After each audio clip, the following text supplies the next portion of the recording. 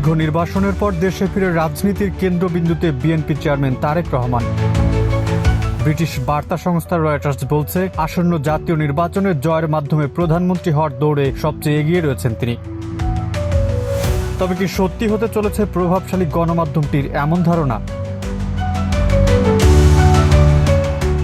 প্রায় 2 দশক পর বাংলাদেশের রাজনীতিতে এক নাটকীয় প্রত্যাবর্তন তারেক রহমানের। লন্ডনে দীর্ঘ 17 বছর অবস্থানের পর গত ডিসেম্বরে দেশে ফেরেন তারেক রহমান। ভারপ্রাপ্ত চেয়ারম্যান থেকে দায়িত্বপ্রাপ্ত হন বিএনপির চেয়ারম্যানের পদে। 2008 সালে চিকিৎসার উদ্দেশ্যে যুক্তরাজ্যে যাওয়ার পর টানা 17 বছর দেশের বাইরে ছিলেন তিনি। রাজনৈতিক বাস্তবতায় সেই সময়টিকে অনেকে নির্বাচন হিসেবেই দেখেন। মাত্র 2 মাসেরও কম সময়ের মধ্যে তিনি হয়ে উঠেছেন আসন্ন জাতীয় নির্বাচনের অন্যতম কেন্দ্রীয় চরিত্র।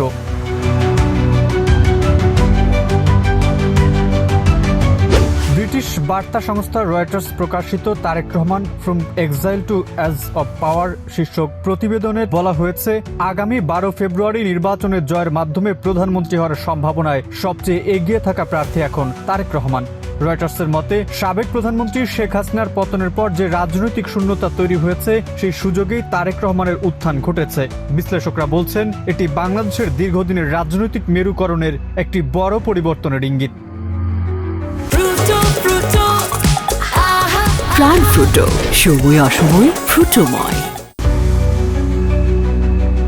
নির্বাচনী প্রচারে তারেক রহমান একটি আধুনিক, গণতান্ত্রিক ও জবাবদিহিমূলক রাষ্ট্র গঠনের অঙ্গীকার করেছেন। তিনি জানিয়েছেন, ক্ষমতায় গেলে এমন সাংবিধানিক সংস্কার আনা হবে যাতে কোনো ব্যক্তি 2 মেয়াদের বেশি প্রধানমন্ত্রী থাকতে না পারেন। তার মতে, এতে স্বৈরতান্ত্রিক শাসনের ঝুঁকি কমবে।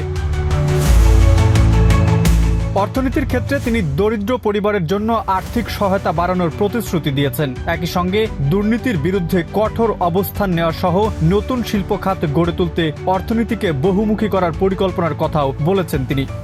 পররাষ্ট্রনীতিতে তারেক রহমান সবার সঙ্গে বন্ধুত্ব নীতিতে বিশ্বাসী হওয়ার কথা জানিয়েছেন। কোন একটি দেশের ওপর নির্ভরশীল না হয়ে ভারসাম্যপূর্ণ কূটনৈতিক সম্পর্ক গড়ে তোলার ইঙ্গিত দিয়েছেন তিনি।